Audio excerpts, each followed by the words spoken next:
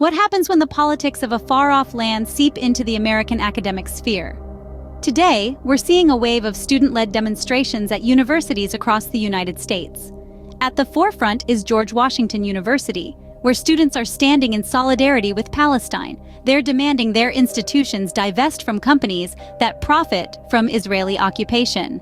But this is not just a localized event. The ripples are felt across the nation.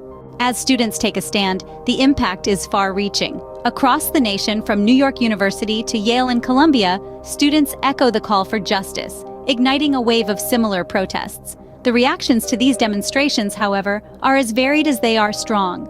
Lawmakers and the White House have voiced their concerns, condemning anti-Semitism on college campuses.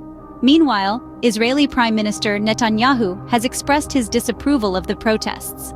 Yet amidst these voices of criticism, support emerges. Senator Bernie Sanders, a notable figure, has responded to Netanyahu's condemnation, standing by the students' right to protest. The response is polarized, mirroring the conflict these protests are centered around. However, these protests are not without controversy. The demonstrations have been met with allegations of anti-Semitism, leading to disciplinary actions against some students. Universities such as Cornell and Harvard have been hit with lawsuits over perceived inaction against anti-Semitism. In response to the rising tide of these incidents, Columbia University and the University of Pennsylvania have taken proactive steps by forming task forces specifically tailored to address anti-Semitism on their campuses. With the line between activism and anti-Semitism blurred, the debate rages on. This is more than a protest, it's a reflection of our times. Activism, particularly student-led, has once again proven to be a catalyst in international politics.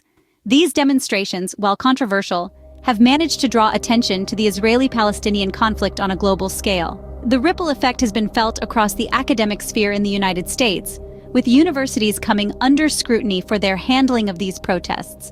The balance they strike between safeguarding freedom of speech and ensuring a respectful atmosphere for all students is being closely watched. As the world watches, the question remains: can universities balance their commitment to freedom of speech and their obligation to provide a safe and respectful environment for all students?